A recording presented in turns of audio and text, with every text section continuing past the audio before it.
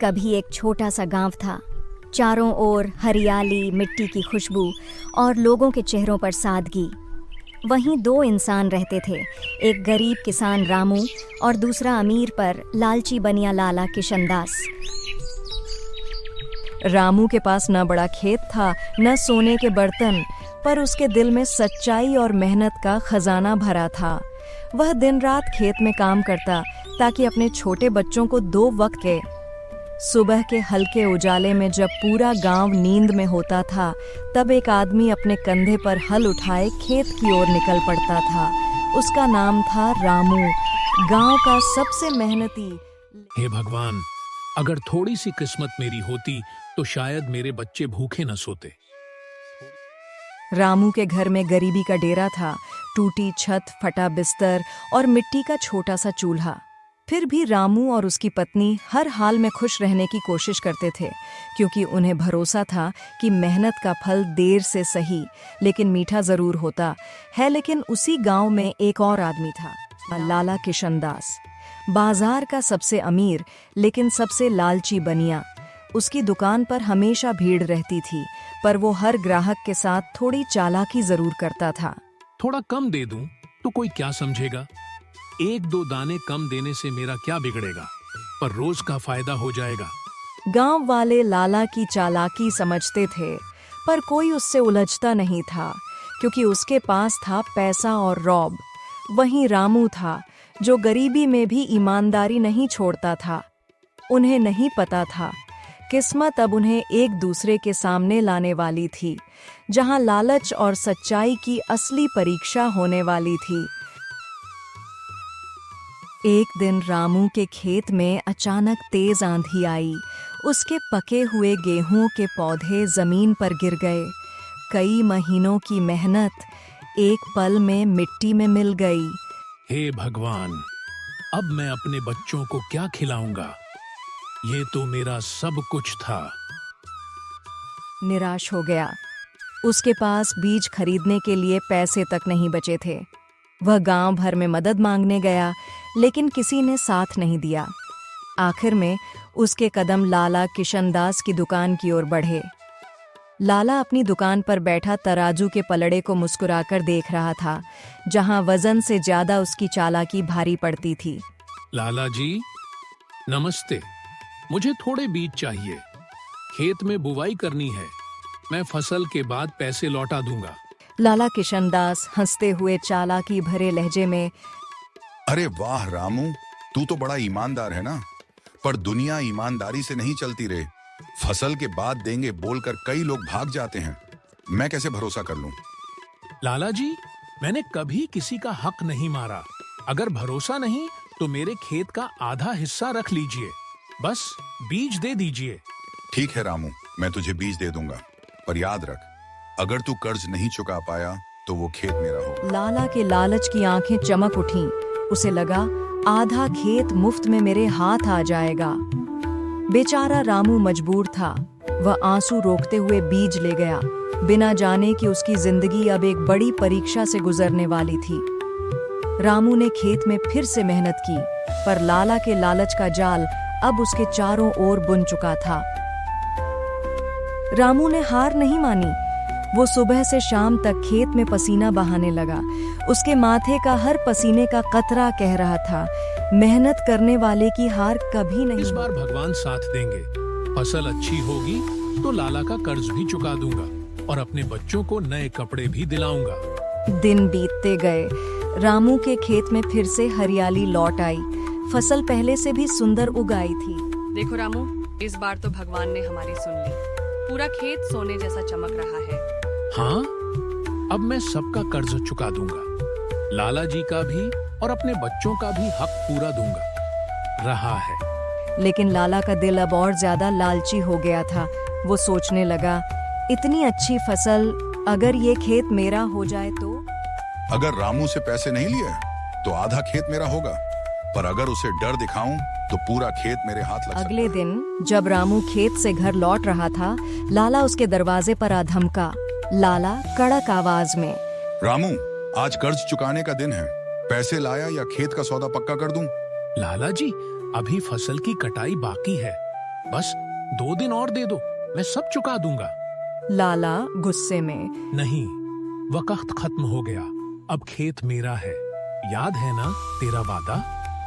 रामू की आंखों में आंसू आ गए। उसकी मेहनत, उसकी उम्मीदें, सब पर लालच की परछाई पड़ गई थी। लाला जी, भगवान सब देख रहे हैं। जो मेहनत करता है उसका हक कभी कोई नहीं छीन सकता। रामू के शब्द हवा में गूंज गए और किस्मत ने तय कर लिया, अब सच्चाई की जीत का वक्त आने वाला था। आसमान में बादल घिर आए थे, बिजली चमक रही थी, मानो भगवान भी अन्याय देखकर क्रोधित हो उठे हों। लाला अपने घर में बैठा है, पैसे गिन रहा है, बाहर तूफान उठ रहा है। अब यह खेत मेरा। रामू जैसे गरीब लोग मेहनत तो कर सकते हैं, पर किस्मत नहीं बदल सकते। उसी वक्त खेत में तेज हवा चली, बिजली कड़की और लाला का उसने रामू की फसल रखी थी, उसमें आग लग गई। गांव वाले, लाला जी का गोदाम जल रहा है, सब फसल राख हो गई। लाला दौड़ते हुए पहुंचा, देखा उसकी पूरी लालच की कमाई झलकर राख बन चुकी थी। हे भगवान, मैंने क्या किया? मैंने गरीब का हक छीना और आज तूने मेरा सब कुछ ले सुबह लिया। हुई, लाला थका हुआ, टूटा हुआ अपने दरवाजे पर बैठा था। तभी रामू वहां आया। लाला जी, मैं जानता हूँ जो हुआ वो भगवान की मर्जी थी, लेकिन अगर आप चाहें तो मैं फिर से आपकी मदद कर सकता हूँ। मेहनत बांट लो, लालच नहीं। रामू ने अपनी सच्चाई और दया से वो जीत हासिल की जो सोने चांदी से भी बड़ी थी। गांव के लोग कहते हैं, जो सच्चा होता है भगवान हमेशा उसका साथ देते हैं। लालच का अंजाम हमेशा विनाश होता है और सच्चाई का रास्ता भले कठिन हो पर मंजिल हमेशा उज्जवल होती है। रात भर की तूफानी बारिश के बाद सुबह का आसमान बिल्कुल साफ था। सूरज की किरणें खेतों पर बिखर रही थीं, मानो भगवान ने फिर से नई शुरुआत का आशीर्वाद दिया हो। रामू तरह अपने खेत की ओर बढ़ा, लेकिन आज कुछ अलग था। उसके दिल में कोई गुस्सा नहीं था, बस एक सुकून था, क्योंकि वो जानता था कि सच्चाई के रास्ते पर चलने वाला कभी नहीं हारता। है खेत फिर से हरे हो गए, अब नई फसल बोनी है और नई उम्मीदें भी। पीछे से कोई धीरे धीरे चलकर रामू के पास आया। वो था लाला किशनदास, वो ही जो कभी लालच में अंधा हो गया था। लाला धीमी टूटी हुई आवाज में, रामू, मैंने तेरे साथ बहुत बुरा किया। मेरे लालच ने मुझे सब कुछ छीन लिया, तेरे अन्न, तेरी इज्जत, यहाँ तक कि मेरी नींद भी। रामू ने बिना कुछ कहे बस मुस्कुरा दिया, क्योंकि सच्चा इंसान बदले में नफरत नहीं देता बल्कि माफी देता है। रामू, लाला जी, गलती हर इंसान से होती है। अगर दिल से पछतावा हो जाए तो भगवान भी माफ कर देते हैं। आइए फिर से साथ काम करते हैं। वो दिन गांव के इतिहास में एक नया अध्याय बन गया। रामू और लाला ने मिलकर फिर से खेतों में काम शुरू किया। इस बार फसल भी खूब हुई, क्योंकि उसमें ईमानदारी और मेहनत दोनों की खुशबू थी। गांव के लोग कहते हैं, जिस इंसान के दिल में सच्चाई बसती है वो कभी खाली हाथ नहीं लौटता। रामू ने अपनी सच्चाई से वो जीत पाई जो सोने चांदी से भी बड़ी थी। और लाला किशनदास लाला नहीं रहा, अब वो हर गरीब की मदद करता, हर किसान के साथ मेहनत बांटता है। सीख यही है, लालच का अंत हमेशा बर्बादी से होता है, पर सच्चाई और दया का फल कभी व्यर्थ नहीं जाता। जो दिल से मेहनत करता है और दूसरों के हक की कद्र करता है, भगवान हमेशा उसका साथ देते हैं।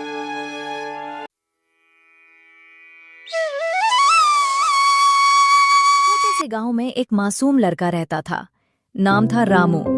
हर सुबह वो सूरज की पहली किरण के साथ उठ जाता, माँ के बनाए 2 सूखे रोटी और थोड़ा गुड़ खाकर अपनी पुरानी साइकिल उठाता और निकल पड़ता गांव के बाजार की ओर। रामू गरीब था, पर उसका दिल बहुत अमीर था। उसके चेहरे पर हमेशा एक प्यारी सी मुस्कान रहती थी और उसी मुस्कान के साथ वो सड़क किनारे छोटी सी टोपी की दुकान लगाता था। रंग बिरंगी टोपियां किसी की धूप से बचाती, किसी के बच्चों के चेहरे पर खुशी लाती। रामू हर टोपी ऐसे बेचता जैसे वो हर किसी को खुशियां बांट रहा हो। लोग कहते थे रामू की टोपी सिर पर नहीं दिल पर चढ़ जाती है, क्योंकि वो हर ग्राहक को सिर्फ सामान नहीं बल्कि ईमानदारी और प्यार का तोहफा देता। लेकिन उस दिन उसी बाजार के एक कोने में रामू की जिंदगी बदलने वाली एक कहानी शुरू होने वाली थी। दोपहर का समय था, सूरज सिर पर चमक रहा था और पूरा बाजार अब धीरे धीरे खाली हो रहा था। रामू सुबह से टोपी बेच रहा था, लेकिन अब तक मुश्किल से 2 टोपी बिकी थीं। उसके पैर धूल से भर गए थे और चेहरे पर पसीने की बूंदें चमक रही थीं। वो थककर एक बड़े पीपल के पेड़ के नीचे बैठ गया। पास में उसकी छोटी सी टोकरी पड़ी थी, जिसमें रंग बिरंगी टोपियां सजी थीं, लाल, नीली, पीली और हरी। रामू ने टोकरी को देखा, फिर आसमान की ओर नजर उठाई। आज भी ज्यादा कुछ नहीं बिका। माँ का दूध लाना था, अब कैसे लाऊं? तभी दूर से एक बूढ़ा आदमी आता दिखाई दिया। उसके कपड़े फटे हुए थे, पैर में जूते नहीं थे और उसके हाथ में एक पुराना डंडा था। धूप इतनी तेज थी कि उसके सिर की सफेद बालों पर सूरज की किरणें चुभ रही थीं। रामू उसे ध्यान से देखने लगा। वो बूढ़ा आदमी धीरे धीरे उसकी तरफ आ रहा था।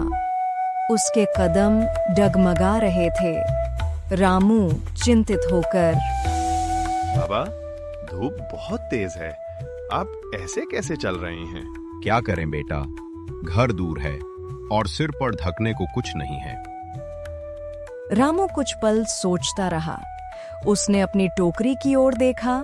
वहीं एक सुंदर नीली टोपी रखी थी, जो सबसे नई थी और जिसकी कीमत सबसे ज्यादा थी। वो टोपी वो बचा कर रखता था ताकि किसी अमीर ग्राहक को बेच सके। पर उस पल उसने बिना सोचे टोपी उठा ली। बाबा, ये लो, ये टोपी पहन लो, धूप अब नहीं सताएगी। बेटा, पर मेरे पास पैसे नहीं हैं। कोई बात नहीं बाबा, ये पैसे वाली बात नहीं है, आप बस पहन लो। बूढ़े आदमी की आंखों में आंसू आ गए। उसने कांपते हाथों से टोपी ली और सिर पर रखी। चेहरे पर एक सुकून भरी मुस्कान थी, जैसे उसे दुनिया की सबसे कीमती चीज मिल गई हो। बेटा, तेरी ये टोपी नहीं, तेरी नेकी अमूल्य है। भगवान तुझे बहुत ऊंचा करेगा। रामू बस मुस्कुरा दिया। उसने झुककर उनके पैर छुए। बूढ़ा आदमी धीरे धीरे चलता हुआ बाजार के उस पार गायब हो गया। रामू की आंखें अब भी वहीं टिकी रहीं, जहां वो बाबा गए थे।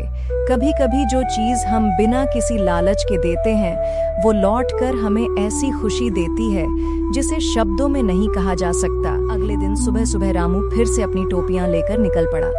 उसके कदमों में थकान नहीं थी, बल्कि एक नई उमंग थी। वो सोच रहा था, कल मैंने किसी की मदद की, शायद भगवान भी खुश होंगे। रामू ने अपनी पुरानी चप्पल पहनी, माँ से आशीर्वाद लिया और बाजार की ओर निकल गया।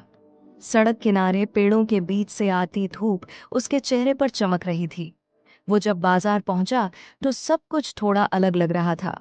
लोग उसकी तरफ मुस्कुरा रहे थे, बच्चे उसकी टोकरी देखकर खुश हो रहे थे। रामू सोच में पड़ गया, आज सब इतने खुश क्यों हैं?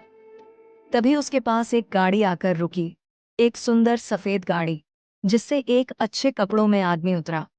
वो आदमी साफ सुथरे कपड़ों में था, लेकिन चेहरे पर अपनापन था। अरे बेटा, तुम ही रामू हो ना, टोपी बेचते हो? जी हाँ साहब, मैं ही रामू हूँ। क्या आप टोपी लेना चाहेंगे? वो आदमी कुछ पल चुप रहा, फिर बोला। वो बूढ़ा आदमी मेरा पिता था। रामू के होंठ खुल गए, पर शब्द नहीं निकले। वो आदमी आगे बढ़ा और बोला, उन्होंने मुझे बताया कि एक छोटे से लड़के ने बिना किसी स्वार्थ के मदद की। ऐसे लोगों की वजह से ही ये दुनिया अभी भी खूबसूरत है। फिर उसने अपनी जेब से एक लिफाफा निकाला और रामू को देते हुए कहा, ये तुम्हारे लिए है, तुम्हारी माँ की दवा और कुछ नए कपड़ों के लिए। और साहब, मैंने तो कुछ नहीं किया, बस एक टोपी दी। कभी कभी छोटी सी नेकी बहुत बड़ा असर छोड़ जाती है। रामू की आंखों में आंसू आ गए। उसने लिफाफा नहीं लिया, बस मुस्कुराया और बोला, साहब, अगर आप चाहें तो बस एक बात का वादा कीजिए। क्या आप भी किसी जरूरतमंद की मदद करेंगे? बिना सोचे। नेकी कभी व्यर्थ नहीं जाती। सूरज ढल रहा था और पूरा गांव सुनहरी रोशनी में नहा रहा था। रामू घर लौट रहा था, लेकिन आज उसके कदम हल्के थे, जैसे उसके दिल से कोई बोझ उतर गया हो। वो रास्ते में रुककर एक पल आसमान की ओर देखने लगा। नीले आसमान के पीछे उसे ऐसा लगा जैसे भगवान खुद मुस्कुरा रहे हों। घर पहुंचकर रामू ने वो लिफाफा माँ को दिया। माँ ने देखा तो आंखों से आंसू निकल आए। उसमें कुछ पैसे थे, कुछ खाने का सामान और एक छोटा सा पत्र। इस बच्चे ने मेरे पिता की मदद की। ये पैसा उसकी मेहनत और नेक दिल का छोटा सा तोहफा है। बेटा, तूने जो किया वो बहुत कम लोग करते हैं। तेरी ये नेकी ही तेरी सबसे बड़ी पूंजी है। उसने माँ से कहा, माँ, अब से मैं हर उस इंसान की मदद करूंगा जिसे जरूरत होगी, क्योंकि जब हम किसी का भला करते हैं तो भगवान हमारे रास्ते खुद आसान रात करते हैं। का अंधेरा छा गया। रामू अपने छोटे से कमरे में लेटा था और खिड़की से आसमान में चमकते तारों को देख रहा था। उसके होठों पर एक मुस्कान थी, क्योंकि आज उसने समझ लिया था कि अच्छाई कभी बेकार नहीं जाती।